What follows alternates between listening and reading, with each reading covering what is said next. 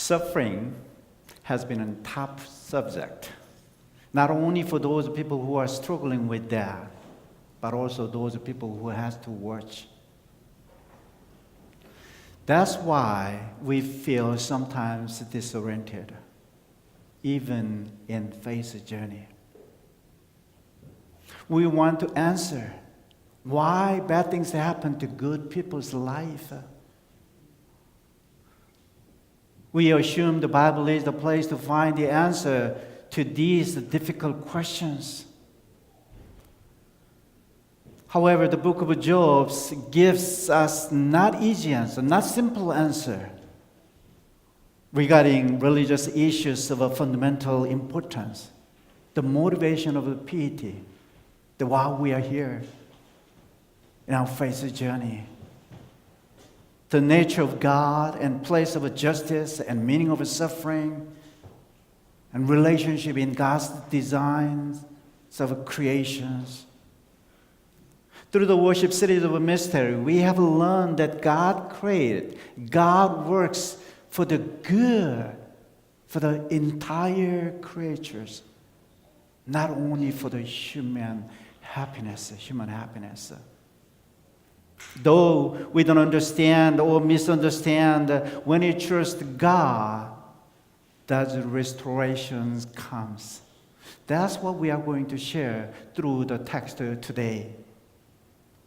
We have a common assumption in faith journey. So good conduct and well-being are related, right? Blessed are those people who are walking in righteous path. That's what we have seen in the book of Job and wisdom literature, which is Psalms and Proverbs and Ecclesiastes, wisdom of Solomon's. But that's why we feel sometimes disoriented and deserted when we encounter a tough question, when we encounter a painful moment of why. Why bad things happen to good people? All that he or she did was caring for family and friends. All that I did was working hard for the company, while some were not. Then why do I have to hear the news of a layoff?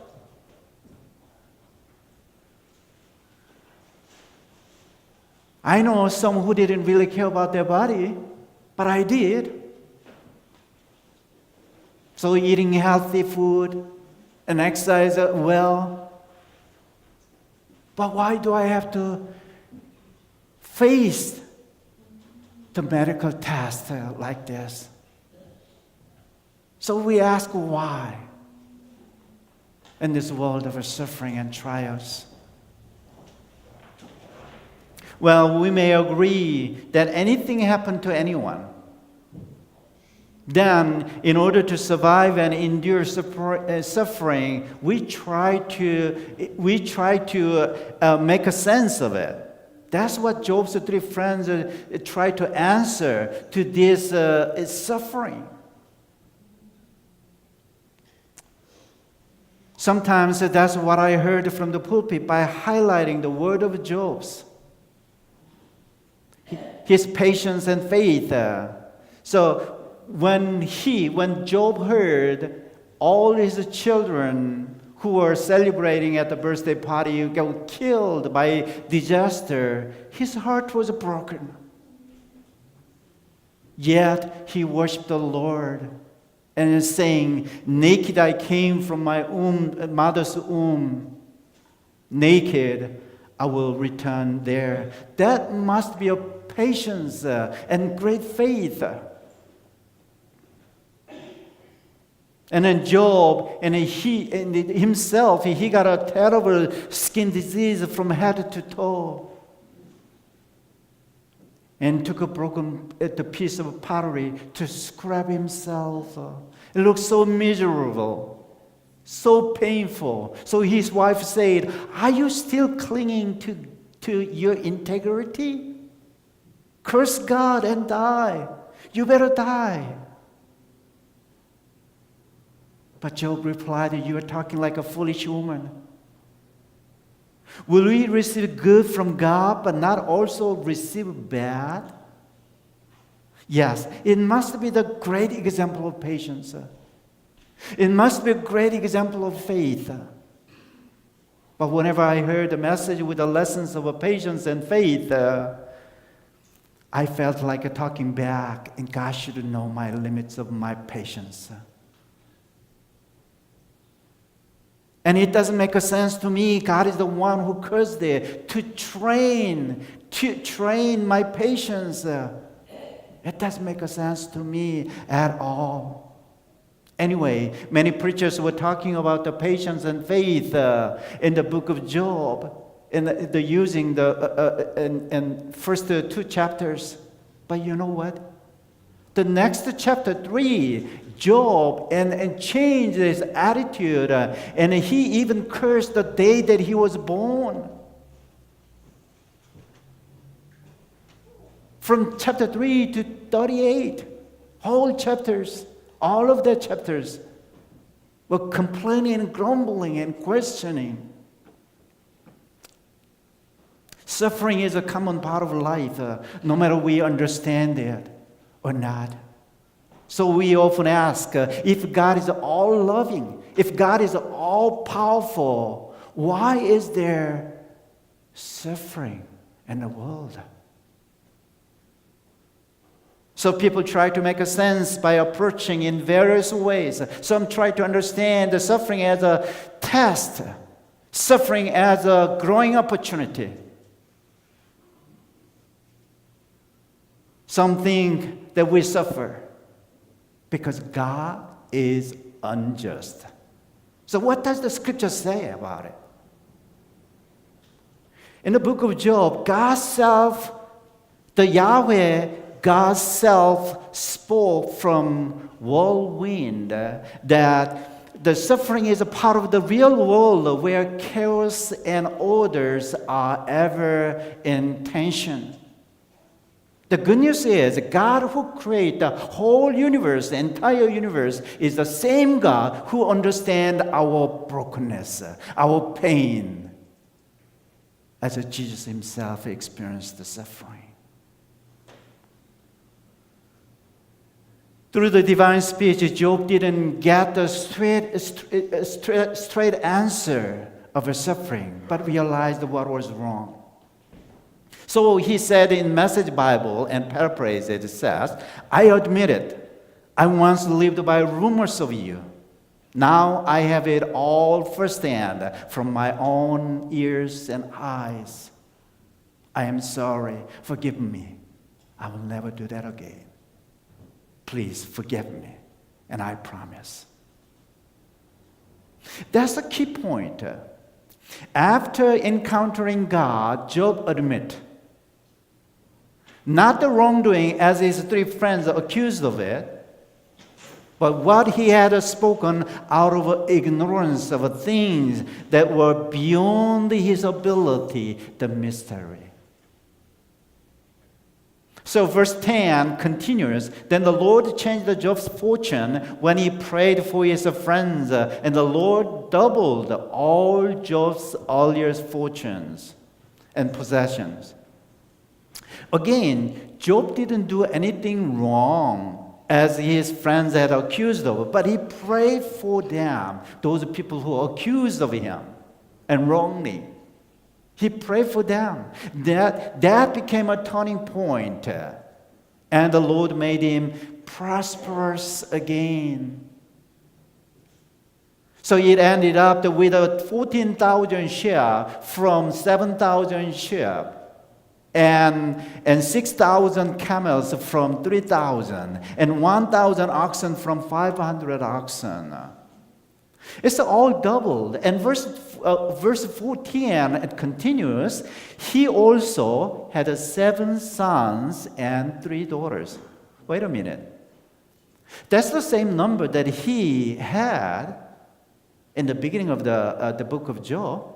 He had 7 sons and 3 daughters. Now he had everything else is a double, but it's just Just the 7 sons. Why not the 14 sons and 6 daughters? Some of you might be wondering. Well, it doesn't. The Bible doesn't say why. But from that, we may need to understand the biblical understanding of life and death. King David once had a child from Bathsheba. And then one day, the child was deadly ill. He desperately begged to God for that boy. He fasted, and he slept on the ground, not on the bed. But on the 7th day, he died. So that means he fasted for 7 days, and he slept on the ground for 7 days. So the servants were scared to death how to deliver this bad news to him. But eventually they did.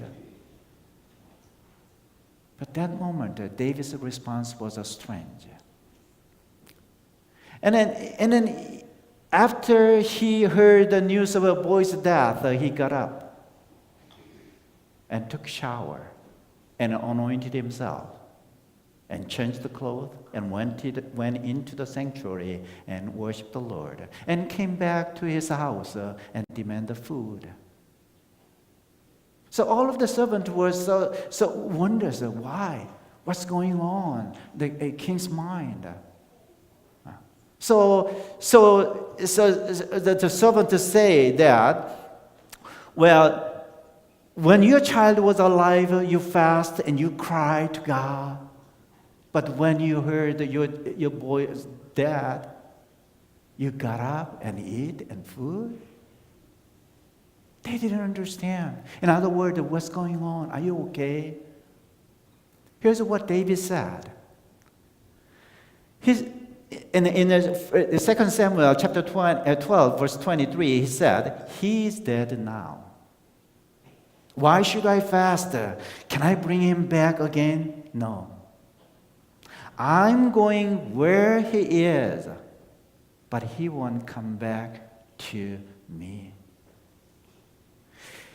That shows us a biblical understanding of life and death. Therefore, some of the scholars are saying that God gave a first set of 7 sons and 3 daughters to be reunited when he died. So when he died, he can go back to the child.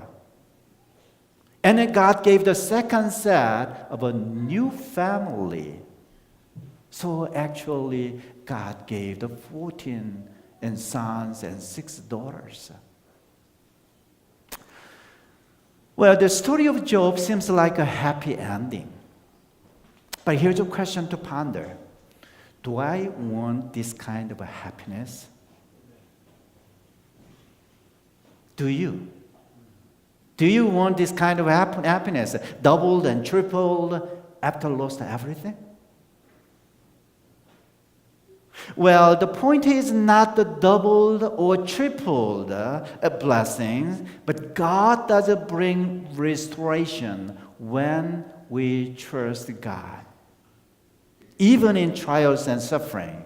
The book of Job has a unique structure of the literature. So prologue of the first 2 chapters and the epilogue of the last chapter are written in the form of prose. And all chapters in between are written in the form of poems.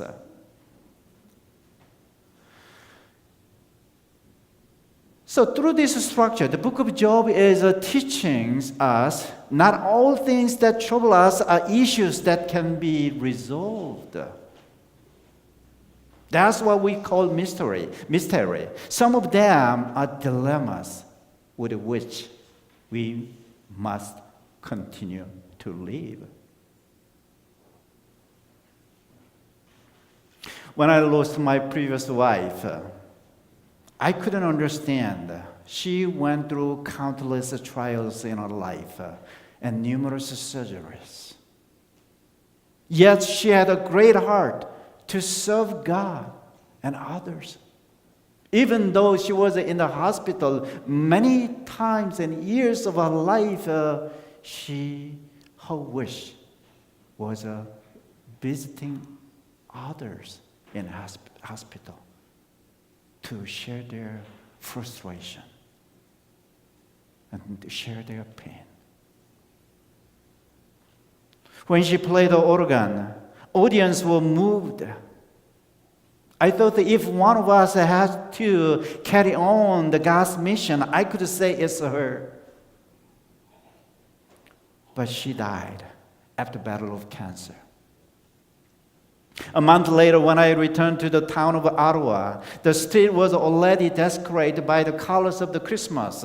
It was totally strange. I couldn't celebrate, but must continue to live.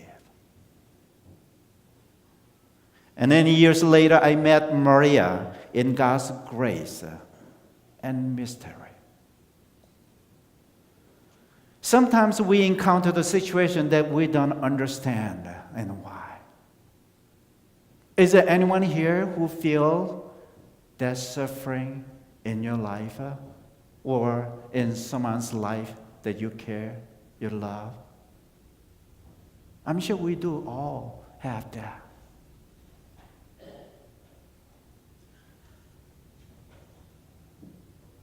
So we feel like sometimes screaming. So why? Why that happened to me? Why that happened to my loved one? So Reverend Christine Chekoyan shared her own experience after she lost a child. She couldn't pray. And weeks and months she couldn't pray. But when she prayed, it was like a yelling at God.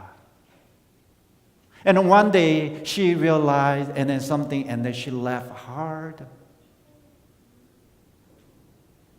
Because she was yelling at God. That means there is one who is present to listen that yelling and prayer. Sometimes that is enough.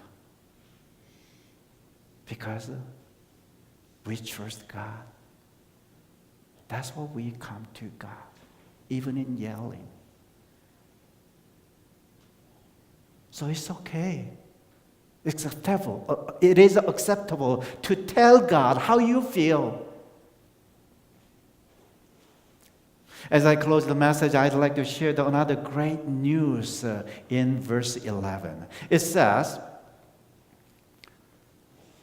"Then the Lord blessed Job's later days," and in verse 11 it said, "All his brothers and sisters and acquaintances came to him, ate food with him in his house." This is something before God restored everything for him. So wait a minute. I thought that Job lost everything. Job lost his children. Job lost his health. He lost the support from his wife. Even his friend from a distance came to comfort him, but that was not helpful at all. Yet, he had brothers and sisters who came and comforted him. Isn't that what we are here for?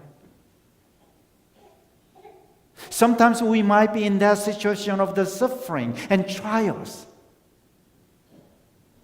We feel like we lost everything, that we are alone. But we still have brothers and sisters. Look around you. That's what God has called us as a family of Calvary together. May the Lord bless your heart as you make up your mind to be brothers and sisters who are in that situation. So we all can journey together no matter what. Amen.